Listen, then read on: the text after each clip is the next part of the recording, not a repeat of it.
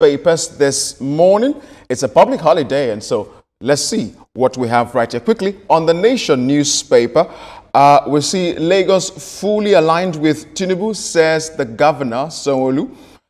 We'll look a little bit into what's going on there, to tell you that. But let's quickly make our way to this Nigeria and see the headline as well. The same issue. It's over now. All is forgiven. Tinubu, Sanwo-Olu resolve differences after passionate plea by Governor's Advisory Council. Glad that it's come to a rest, according to that. And on the Platform Times, Army uncovers 27 illegal refineries, arrest 43 suspects in Niger Delta in 2 weeks. Kudos to the Army right there. And quickly on the Leadership newspaper, we see amid rising insecurity, stakeholders intensify call for community policing. Yeah, that's one of the things we talked about last week. Maybe that is coming back on the front burner again. Well, and on the Abuja inquiry, there's something quite interesting there as well. Give me a few seconds if I can get to that quickly. All right, military personnel killed in Kogi, Kaduna, as senior naval officer in Kaduna. Kidnappers kill retired major after ransom of 10 million naira. A sad one, really, really sad one. And on the News Direct this morning, they have a very direct headline: farmer herder conflict. Federal government to revive 417 grazing reserves nationwide. That conversation is coming back again. I wish sometimes we can nail things when it happens instead of allow it to linger. But the Punch newspaper, let's see the headline on the Punch this morning. Ground rent, 34 embassies risk closure on Tuesday. The FCT ain't playing on this now. On the Blueprint newspaper, look at this. We're not where we want to be, but economy is back on track. Quoting the minister there, Bagudu. We'll tell you a bit more about this shortly. And the Nigerian Tribune this morning has as its header, SEC warns public against investing in Punisher coin. Okay, let me not say something about that, but let's hold on. But that's the headline right there. And on The Guardian this morning, business leverage price adjustment in RIN over FX losses and clean books. Again, conversation on economy and that coin, earlier. Some of us who are going into these kinds of business, we need to be really careful so we don't run a lost. But quickly, let's get back to the Nation newspaper. Etoma, Veronica, and Ria, of course, with me on the table to do wonderful justice to this right here. Again, when we see the FCT minister want to do stuff, he does it pretty big. The advert of the president coming back to the FCT to commission some projects are still here. But Alaka is saying in Australia, varsity over mining partnership. He says security firm joins forces with Navy on Ondo waterways. Etoma, how important is it for Nigeria, to partner with different bodies like this so as to, harness the wealth in our mining sector? I mean, remember again, Nigeria were blessed with some of the very best natural resources anybody can have on earth.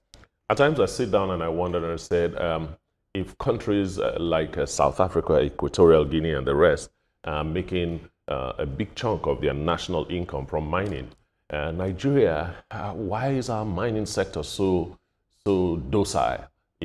We have solid minerals scattered everywhere in the country, in commercial quantity, and yet we are not focusing as much as we should as a country on that sector. There was a time that the coal mine in Enugu was employing over 2,000-3,000 people.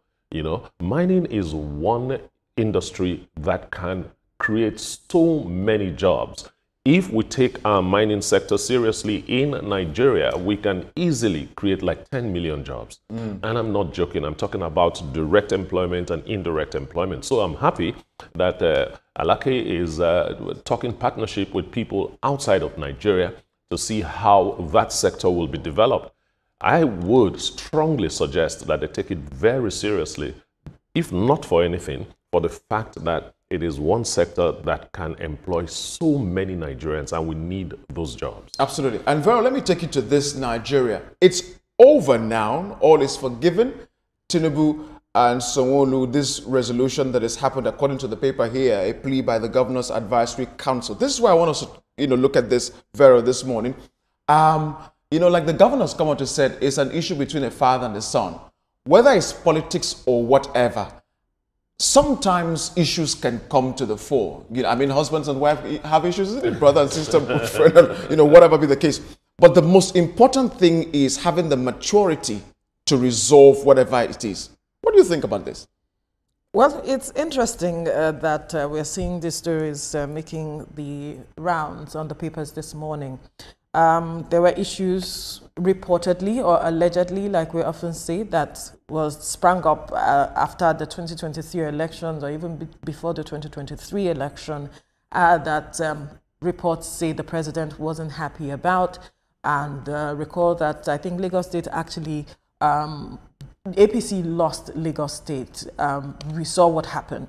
Let me not go into details. That's right. And then there were other issues around it allegedly. Again. So the Governor's Advisory Council actually had a meeting with the president where Mr.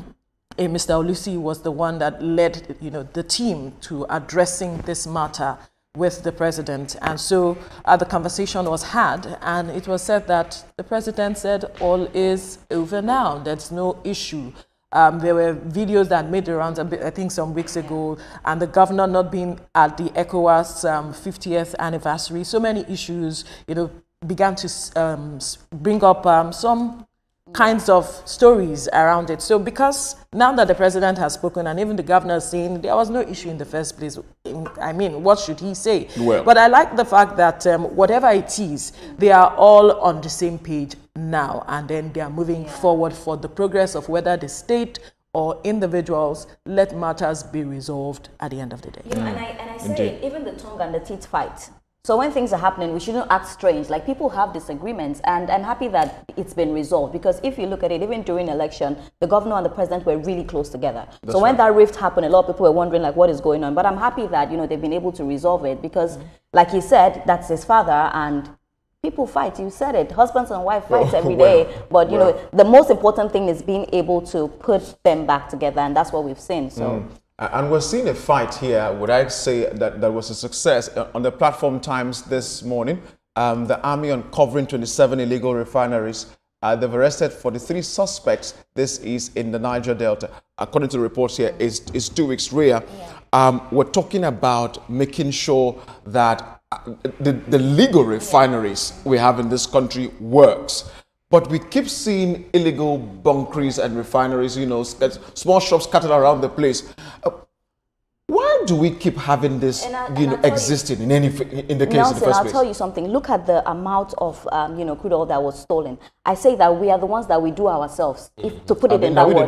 Now we do ourselves. Because you are stealing and you don't even know that you're stealing from yourself. I must give it to the army for this. This is a good one. And to see that in 2 weeks, which is quite a short period of time for me to say, for the amount of, theft that they've uncovered. We've seen a book come out by Bauer talking about, corruption in petroleum and crude oil and all of that. And it's just sad to see that this is happening. Like, we are still having, like, people stealing. I call it stealing from ourselves. So I must give it to the army. Within 2 weeks to be able to undercover and get, I think, about 24 or 27 they have arrested. I think it's a big one, and we need to give them the accolades for that. Before you react to this, that issue of thinking that it's just anybody who owns this. What I mean anybody, just somebody who can really, put a lot of food on the table. This is done by a hierarchy of wealthy men and women who are, because sometimes we hear thousands of vessels being arrested on the seashores. Right. That cannot be something moved by... That's the way they try to look for... A big person has to know about it. It's a big man's business. See, when it has to do with petroleum, when it has to do with drugs, it has to have the structure of a cartel, you know. So they are of different levels and all that. For illegal minings in the Niger Delta, it has been there for decades. It's not something that is new, you know. So the army arresting so many in such a short time is because they know their locations. They have known their locations for a while, and they were just waiting for the order to go into action, and that's what they did. It is very risky. So many people have lost their lives in those illegal, what's it called, refineries. Yeah. And you know what they say to justify what they do? If they are stealing crude nationally, what are we taking here? Well, and Vero, I'd like you to tie this up as we go to the leadership newspaper, the conversation about community policing. Vero, do we really want our refineries in this country to work for real? No. Nelson, why? I'm not the petroleum minister. But I do not work in that. Right, I don't work in that sector. That, but you see, Nigerians want the refineries to work because of how beneficial it will be for them. But unfortunately, those who think that it is they are in a position to take advantage of what belongs to us, our patrimony, they just, you know, take advantage of it, decide that, you know what, this should be for me. The national cake belongs to me and me alone. Nigerians should not have a piece of it. But speaking about the matters of community policing, we've been talking about it for quite a while now. We even spoke about state policing, whatever name we want to give it. At the end of the day, how are we willing to address our security issues? Are we being sincere with ourselves? Are we ready to address it critically? The matter of state policing is what is even on the front burner. And the governor said they were on all fours with the federal government to ensure that we had state policing. But where are we with that? Where is that conversation right now? Is it hanging in the air? Meanwhile, we still have security challenges, you know, bedeviling us as a country. Now, if we localize the matter of security, it will be easier to address because people within the community know themselves and they know those who are troubling their community and will be able to point fingers at those people. But if you are not getting the needed support, legal backing and all kinds of backing, talk about resources as well, then we'll not move forward. But just to add to you, we reported it on this table that the vigilante were able to get, I don't know if you guys remember the story where the vigilante were able to get the kidnappers. These people are the ones that know the people that do the thing. So I feel like if these people come together and work hand in hand, and when we talk about state policing, I feel like it's something that we should have squashed a long time ago. The fact that it's still hanging and it's still shaking, I'm like, what is going on? And this is very pivotal when it comes to security. And Ria, that's what we're seeing right here in the Abuja Inquiry. Military personnel killed in Kogi and in Kaduna. This is a very sad one. I mean, this is a public holiday. We're all supposed to be enjoying ourselves. You know, our rams. You can't be eating a ram with one hand and gone with another hand. Come on now. Who does that? This is they just did. And that's why we're talking about community policing and you know, securing our people, because this was done by you know, some other men who caught this early enough. If we have local vigilantes on ground, we'd be able to do as much quickly as we can to nip some of these things in the bud. I would not advocate so much for local vigilante. What I'll locate... Well, like she said, it's a nomenclature. What I will advocate for is state policing. But you see, the discussions against that is how they're going to finance it. Do state governments have enough money to buy arms and ammunition? Do they do this? Do they do that? But we all know that crime is local. We all know that. And for us to do justice to crime, we have to make policing local too. Another argument, I'll rush this one. Another argument against it is that the politicians will take over. They will use them during elections and so on and so on. That's because we don't trust ourselves. We don't trust ourselves. That's why we have to trust ourselves, because I don't understand why there'll be state policing and you use it for your own self. Politics is not for selfish reasons. Well, and I wanted Veronica to react to this as well. You know, as we get to the news direct, the conversation about, you know, grazing reserves again. Remember, there was a bill on this some few years ago, and there was the argument of, no, we can't have this. But this is coming back again on the table. The federal government is talking about reviving that again. See, because this is part of what hikes insecurity. Of course, we've heard of farmer herders clashes several times, and we were saying we're trying to find a solution to it. And why we leave things hanging again is what I do not understand. If you know that is the solution, why not do it? And then go head on to ensuring that this sees the light of the day. Now we are talking about it, and we're saying that, okay, we want to revive 417, perhaps 2 in the next 12 to 18 months, and all of it, because we want to address matters of the quality of livestock that we have, milk and all of that. I'm saying that this shouldn't be a matter of we are trying to. It should have been a matter that would have been done before now. Because at the end of the day, if 4 years pass and we say, oh, we are still trying to, where would we get to at the end of the day? Another government comes in, they speak about we are trying to, we are trying to, we are trying to. And then the clashes keeps happening. Implementation. I say we say a lot of things in Nigeria, but when it comes to implementation, and when it's not implemented, accountability. Who takes accountability? Let me just chime in here. Meat headquarters in the world is Texas, you know, and how do they do theirs? They ranch. Exactly. You know, so why don't no we just life ranch? has been lost. Yes. Yet there's enough meat to go around. When you do grazing reserves, you are going into there's so many things you have to talk about. And you're going into ancestral lands. Governors, look, let's go ahead. So hold on.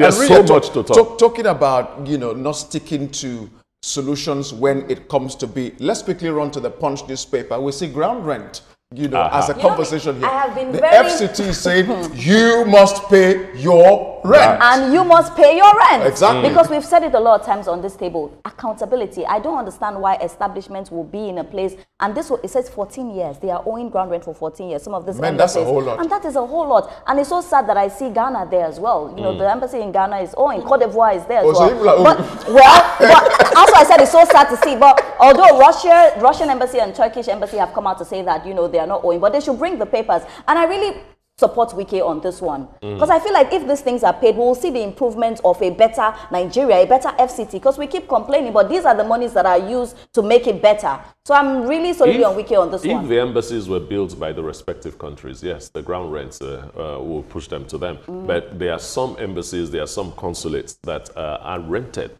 property that are being used. In that case, the landlords should be pursued.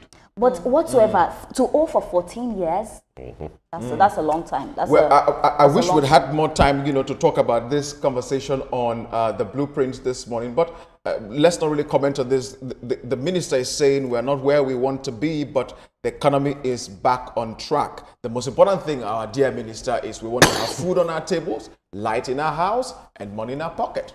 That's all we need. But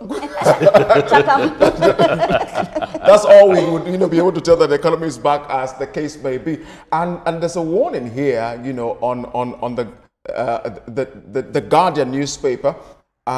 Businesses leverage price adjustment in RIN, in FX losses, as well as on the Nigerian Tribune. If I can quickly get to that, SEC is warning the public against investing in Punisher coin. If we could merge both, you know, to discuss about this.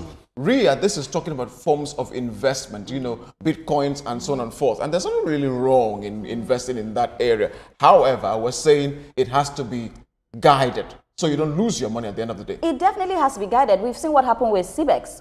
We've spoken about it on this table. I don't even believe in those things because I'm very scared. Like you always say, I'm very traditional, so I don't believe in those things. And when we talk about Ponzi schemes, we'll see that it happens. People go down the drill, and then you see another one will come up again. Nigerians will start, you know, putting money in it. My question is, why will we be so gullible? I don't want to say why Nigerians, because all of us are, you know, Nigerians. Why will we be so gullible? So for me, I feel like it's not even something they should advise you. You see your friend's hand has been burnt. You want to put your hand inside. You definitely get burnt. You wouldn't even invest in this at all. So. Nah, I keep my money where I can see it. But I have to thank all of us this morning for doing justice to this conversation. Thank you, guys. Thank you. That's how far we can go with you on the newspaper review segment this morning.